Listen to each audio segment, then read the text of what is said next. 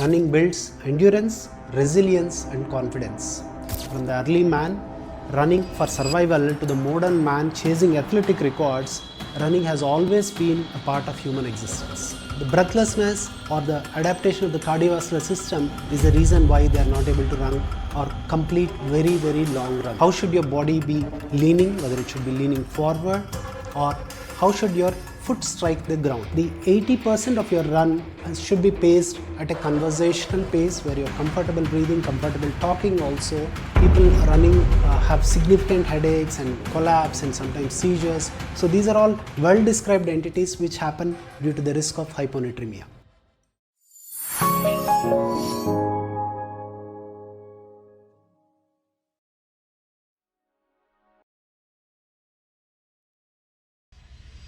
There are three aspects of running which every runner should know. The first one is about muscle memory. Why do runners who have been practicing for years together, even after having a significant break, say 6 months, 3 months, when they start running again, they can easily adapt to the runs? That's because of muscle memory. So why does muscle memory happen at all? It's not actually the memory of the muscle, but the buildup of mitochondria that matters.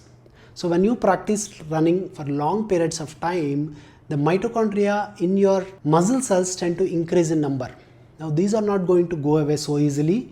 So they can store a lot of glycogen. They can generate energy bursts very easily. So even after a short period of gap, say 3 months, 6 months, when you start running again, your body and your muscles tend to adapt very easily. That is muscle memory. The second aspect that is interesting in running is what is called as the central governor theory. So even before actually your muscles fatigue, when you're running, your brain sends an impulse saying that they are fatigued. Your muscles still have a lot of potential to run, but your brain gives you an impulse to protect you from injuries. Now that's where the training comes into play, that's where the determination comes into play. So if you are determined to complete the run, this kind of a fatigue can be easily overcome. So overcoming that initial barrier. So if you're a frequent runner, you often would have noticed that the initial part of the run feels a little more difficult than the later part. This is because of the brain giving an impulse that maybe it's not worthwhile doing the effort. But once you overcome that barrier, it becomes much more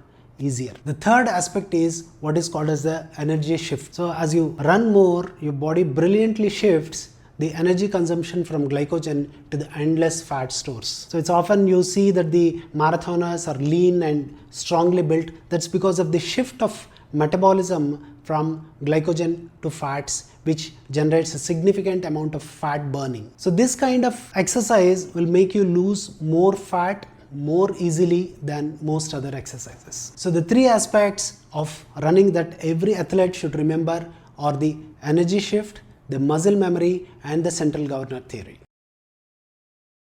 The running injuries. Running injuries are often the problems for which the standard runners or experienced runners need to stop their running. It's often an unglamorous end to a journey which has been so passionately pursued till then. There are 4 running injuries which are important to know. The first one is the iliotibial band syndrome. The iliotibial band is a connective tissue which starts from the waist and goes all the way up to the tibia in the lower limb. Often this area is painful in runners who tend to run with their legs crossed, as if they are running on a tight rope. So simple strategy to manage this problem is by widening the stance, which reduces the stress on the iliotibial band. The second common injury is of the runner's knee. Runner's knee often happens because the gluteal muscles are not strong enough. This leads to persistent strain on the knee joint, which can lead to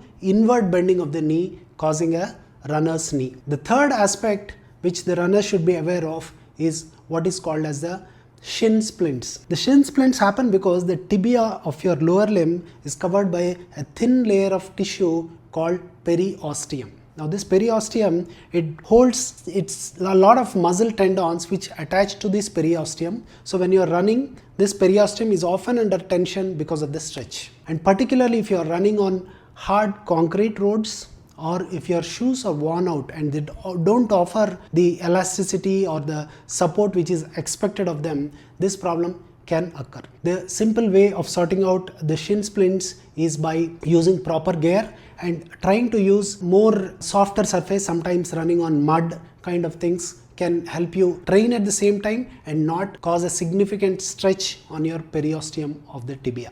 The fourth common running injury which people should be aware of is plantar fasciitis. Plantar fasciitis is a tight cramp that you feel below your feet when you're running. So the plantar fasciitis can simply be avoided by adequate stretching of your foot before running. Use of foam roller to strengthen your or stretch your foot can also reduce the problem with this kind of plantar fasciitis. Advantage or the way of looking at plantar fasciitis is it's a problem only at the beginning of run. Most of the times when you start running, after a few minutes you may not perceive the pain. But it's still not a good idea to let the pain persist, and proper stretch of your foot will solve the problem. The truth about osteoarthritis. Many runners often feel that long distance running can damage their joints and increase the risk of osteoarthritis. Now, is it true? As a runner myself, I'm happy to report to you that the scientific literature is not in favor of this myth which has been there in prevalence for a long time. So what is the science behind this osteoarthritis? Now, cartilage is an avascular structure. It's like a sponge, and the nutrition to the cartilage is provided by diffusion. Runners often have a compression effect on the cartilage which will facilitate the diffusion better, and the nutrients to the cartilage increases. In fact, it has been observed that runners have a thicker cartilage which delays the risk of osteoarthritis. Now, there is a difference between elite runners and recreational runners. If you are an elite runner who has been running marathons frequently, more than say two times or 3 times in a year, then your risk of osteoarthritis is still there. Whereas if you are a recreational runner, then your risk of osteoarthritis is in fact low. So what does the data say? For a recreational runner, the risk of osteoarthritis is only 3.5%. Vis-a-vis a standard normal non-runner whose physical activity is only moderate or below moderate, it is 10%.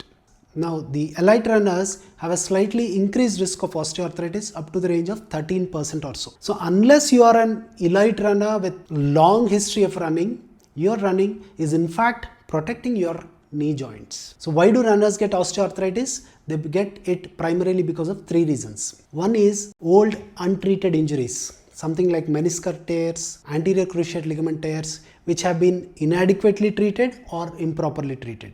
Now, this can cause a strain on the joint which leads to osteoarthritis. The second reason is often the overweight which has not been managed before practicing running. If you are obese, you are putting too much load on your knee joint, then that can also increase the risk of your osteoarthritis. The third aspect is too much too fast. That means you have not strengthened your muscles and you have not been doing adequate weight training to enhance your strength of the muscles and periarticular tissues, and you put on too much load in the early part of your run. So a slow increase in cadence, a slow increase in pace can help avert this problem significantly. So taking care of these 3 measures can help solve your problem of osteoarthritis and prevent this from progressing. Running after 40 years. Running has nowadays become a cult sport. So if you are one of those people who have become interested in running, after you have reached 40, this can be a little tricky. So there are 3 or 4 simple tricks which you should be aware of when you start running after 40 years. The first aspect is to build adequate muscle strength. The problem with running after 40 is the slowly increasing sarcopenia. Sarcopenia is actually loss of muscle mass, so which is common due to hormone withdrawal after the age of 40 years. So compensating for sarcopenia can happen by adequately building up your muscle strength with weight training. So adding weight training as part of your running is very important if you are more than 40. The second aspect is to not target too much of numbers, but the quality and the strength of training. So building up the muscle strength and making sure that you include HIIT as part of your training can enhance your endurance, can enhance your cardiovascular health, which is important in your prevention of cardiovascular mortality. The third aspect is recovery. In fact, it is important to understand that most of the muscle strength and most of the muscle endurance builds up during recovery, not during the run. So giving adequate time for recovery of your muscles is a very, very important aspect when you're training after your 40. So taking care of these three aspects are part of your training if you are more than 40. Running begins as a step, becomes a habit, and transforms into a way of life. It doesn't matter how much you run or how fast you run. What matters is that you show up every day, because every run is a step towards a happier and a healthier future. So happy running and discover the marvels within with Tanuvu.